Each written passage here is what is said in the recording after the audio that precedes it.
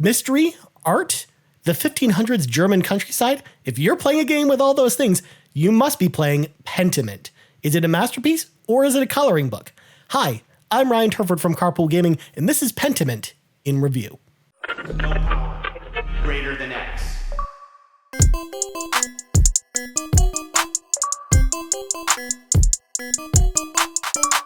Quick heads up for those watching on YouTube. You'll probably notice a little bit less, gameplay footage in this particular review. I wanted to make this review in particular as spoiler free as possible because the story is a huge part of this game. So I threw in some stuff with the exploration and stuff so you get good ideas to how this game played and whatnot. But I wanted to keep the story very separate from my thoughts here. So Pentiment is the newest game from Obsidian, and it is the passion project for writer Josh Sawyer, who has worked on a whole bunch of different games over at Obsidian. If you've pretty much played a game from Obsidian in the modern era, you've probably played a game written by Josh Sawyer. The story of Pentiment takes place in the fictional German Alps town of Tassing in the year 1518. You play as an artist named Andreas Mahler, who is working on his masterpiece painting for the king to help kickstart his career while also leading to an arranged marriage.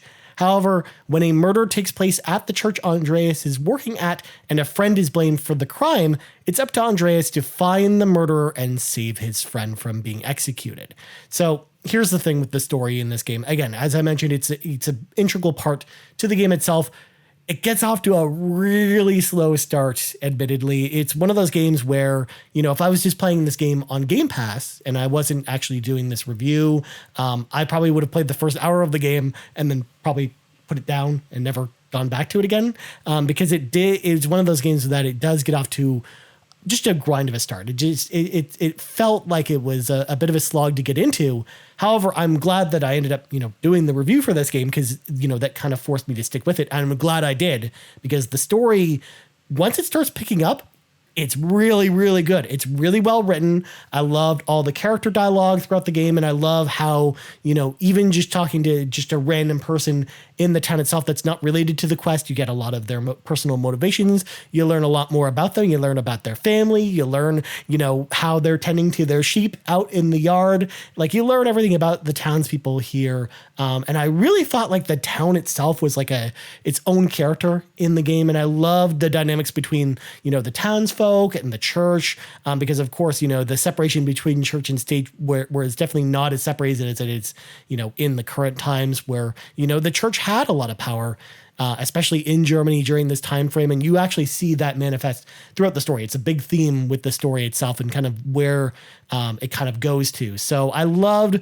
the way the story was written, and it just, again, once I got past like the initial, first hour of the game where it was trying to set up everything, that's when the story really got going for me. And that's when I was really invested in this game. And it was very hard for me to want to get myself to like stop playing over the last couple of days that I had this game. So I really just am glad that I stuck with it. So just know going into it that, even if it starts a little bit slow, it takes a little bit of time to get going. Once that story gets going, you're probably not going to want to stop playing it. Also, one thing that became very apparent from the very first moment we saw this game is how gorgeous this game looks. It really looks and is meant to look like, a painting from, Germany or from other artists during this time frame. And it looks incredible. Like it's all hand drawn. And and the reason I bring this up now, we'll talk about the story, is I really, first of all, when you start the game, it gives you the option to select either fancy fonts or just normal fonts for the character speaking. And I loved the fancy font idea because each of the characters, depending on if they have like a regional dialect, if they're not from the region itself, like they'll speak in a different font than the other characters. So it kind of gives you a sense that even though you can't hear the voices of the characters because there is no voice acting in this game beyond, sometimes you'll hear like a woman screaming, for example, when she discovers the murder scene. Beyond that, there's no voice acting in the game. So Josh and the rest of the team at Obsidian had to get across like the characters' emotions and the way that they're speaking through the form of just text-based languages, and the fonts that they use combined with, highlighting certain words or coloring words a certain way really gives you a sense as to the way someone is speaking, or if they're putting like a specific focus on a specific word, or they actually did a good job of, throwing sarcasm through there, because, when you play something like a visual novel, sometimes it's hard to pick up, sarcasm, just like, if you're reading a tweet or something like that. And sometimes you think, oh no, they're being serious. And it's like, no, they're being sarcastic. And it's just hard for that to come across. So I think the team at Obsidian must be commended for the way they used both the visual design of the game to tell the story, but also just how expertly written the story in this game is. Now, my only gripe, as I kind of alluded to a little bit, is honestly, even though I don't mind reading, like someone like me who plays a ton of RPGs, I don't mind reading for, 40 or 50 hours at a time for when playing video games. But I just really felt like this game in particular really could have just added so much more immersion to it with voice acting. I do really wish there was voice acting in this game. And it does hurt a little bit that there isn't. But like I said, I think they communicated everything they needed to without it with the way that the words are set up. But I just wish it was still there. I still want to know what some of these characters sound like, because I have a sense of what they might sound like in my head, but I just really felt like it would have just gone just the extra little mile if there was voice acting of some kind in this game. Now, as far as how long it took to finish this game from start to finish, it was actually a little bit longer than I was expecting. Now, we had heard reports ahead of release, that it was probably going to be about 20 hours long. And ultimately, that's probably how long it took to have me finish it. Unfortunately, the game doesn't have an in-game, timer or anything like that. And we just didn't have access to the game appearing in our achievements list with the Xbox game timer that it normally has for each game. So I couldn't really see how long I played it, but if I had to guess based on the couple days that I had to play this game, I would say it was about 20 to 25 hours in that ballpark.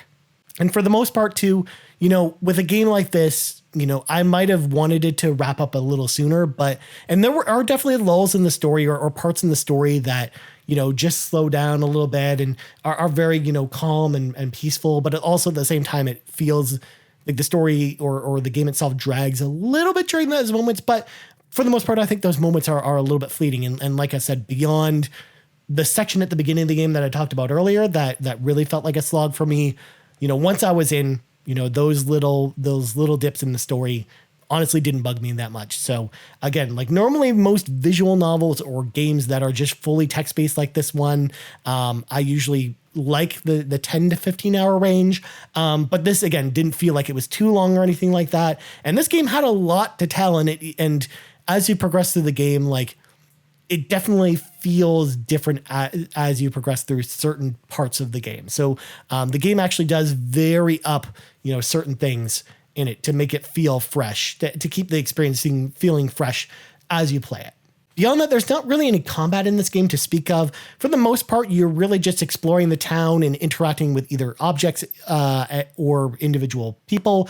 It almost feels like a point-and-click adventure in a lot of ways. So, and not only that, too, the game from Obsidian, I would actually kind of compare this to the most is South Park, the Stick of Truth, because the town itself is kind of set up the way that the South Park town is kind of set up with a map to kind of tell you where you're supposed to go and everything. In fact, I didn't even realize until about halfway through the game, because I just assumed I'm supposed to, use the journal references to know who to talk to and whatnot.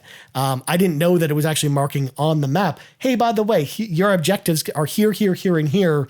Go to these places. But the map itself, super handy, and I never really felt lost. Again, the town's not super big or anything like that. Again, kind of reminds me of South Park in the Stick of Truth, and you're navigating on a 2D plane that, again, kind of sometimes will curve or bend depending on, if the road kind of curves a bit and whatnot. So yeah, I like the exploration and stuff. But again, if you're looking for a more of an action-focused game, this isn't it. This is more of your typical point-and-click murder mystery kind of game. Also, I should mention, because I forgot to mention this earlier when talking about the story, one of the things that's really neat about this game is, of course, there's a ton of dialogue choices throughout the game. There's not really like a good or evil meter or like a morality system or anything like that. But, depending on your choices, that will then cause certain characters to be persuaded over to your cause, or to give you additional information, or to help you with certain things, or help you with certain puzzles, or get the evidence that you need in particular. So you do have to, try and appease everybody if you want to be able to get the most out of the experience. I just chose what I felt like choosing in each individual situation. So I know I got kind of the ending that I got, or again, the way that you play through the game and your choices, the way it also affects the town itself and how the rest of the town kind of sees Andreas as a character. And I thought all that stuff was really well implemented as well. And I just love seeing that over the course of time in this game as well. But one of the things I wanted to bring up as well is that since this is a murder mystery and you have to figure out who the culprit is, there isn't even just, an answer that it funnels you towards, like a Danganronpa, for example. In that game, for each chapter, there's a designated killer and you need to figure out who that person is. But in this game, that's not the case, where Andreas, sometimes you'll end up with like 5 or 6 suspects for the murder case, and you need to figure out which of these 5 or 6 people it is that murdered the person. So it's actually really interesting, but you only have a limited amount of time to do this because there's a full day-night cycle in this game, and the game itself only gives you so many actions per day, and you only have so many days to solve the murder case. So you will not be able to get everything in one playthrough to then solve the murder correctly, or to get all the information you need to then point to one specific person. You might end up, the way it might work out for you, and this is kind of the way it worked out for me, is that I ended up with having like a bunch of evidence pointing towards one person, but then there are 2 or 3 other people that also, it really sounded like it could have been them as well. So I really had to make some tough decisions and decide, okay, who was actually the murderer here? And that choice was really, really interesting. And I like the way the day-night cycle works because you can't do everything. And likewise, if you want all the achievements from this game, I mean, there's no manual saving in this game or manual loading. So unless you save scum a little bit and catch the auto save in certain points and then upload your save to the cloud and downloaded it, you're basically replaying this game multiple times if you want all the achievements, to see all the different endings, see all the different variations and whatnot. Honestly, this might be one of the best looking games I've played this year. One of the most, visual treats I've played this year. Again, I love the watercolor painting style that they went with this game, and that combined with the way the fonts are animated and stuff, and even just the way the characters are animated, and the fact that they didn't really shy away from blood or gore or anything like that. All that stuff was really, really well done in this animation style. It was so cool. Just popped off my screen in Ultra HD. It looked really, really crisp and clean. And plus, there aren't really any issues as far as frame rate is concerned or anything like that. And even if there was, I mean, for the most part, you're playing kind of like a point-and-click adventure game. So you don't really need to worry about that. But I didn't really run into any bugs or issues. The game crashed once in my entire 20 to 25 hour playthrough. And even then, the game had autosaved as soon as the crash happened. So I was right back in the game with no problems or anything like that. So nothing, negative to report. Also, as far as, audio design, there is some music through the game.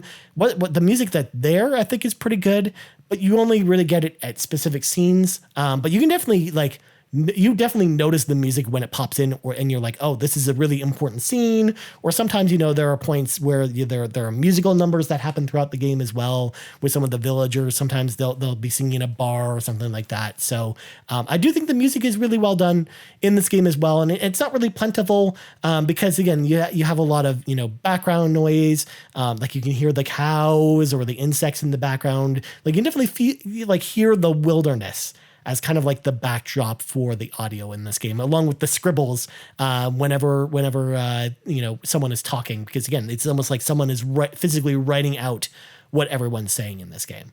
So overall, do I recommend checking Pentiment out? Honestly, I think if you're into things like visual novels, or if you're into mystery games, I think this is a slam dunk. I think you are going to really enjoy this experience as much as I did. I really enjoyed playing this game as someone, again, I like visual novels, so I'm actually felt quite at home with this game despite its slow start. And I think you're going to have an enjoyable time. Also, if you want to just play something different, I think it's also a good recommendation there. Obviously, you know, if you're this type of person that doesn't like a lot like very talky games or doesn't like, you know, visual novels and stuff like that, then unfortunately, I don't know if this will do anything for you, but it is on Game Pass. So, I mean, you definitely should at least install it and give it a try, because I do think, honestly, when it comes down to it, Pentiment might be one of my favorite games I've played this year. It was really well done. I was not expecting to actually like it as much as I did. And I have to give the team at Obsidian credit. I think they did a great job with this lower budget style game. I really enjoyed Pentiment a lot, and I hope you do as well. But anyways, that's going to do it for my review of Pentiment. What do you think about this game? Are you excited to check it out tomorrow from the time I'm recording this or when this review comes up? Let me know in the comments below. I would love to hear from you. Or likewise, if you have any questions about the game at all, just let me know in the comments below as well. I will answer them as well to the best of my ability. Of course, no spoilers. Of course, no spoiler questions. Also, you can find me on Twitter at Ryan Turford. You can find us on Twitter at Carpool Gaming, right here on YouTube, youtube.com/Carpool Gaming, podcast services around the globe. Also, don't forget to like the video, subscribe to our channel, and ring that notification bell to know whenever we put up new videos like this one, because we got a lot of reviews coming up this week, folks. I think this is going to be the week of reviews, so please be excited. Thank you so much for watching my review of Pentiment. I'm Ryan Turford, and I'm out.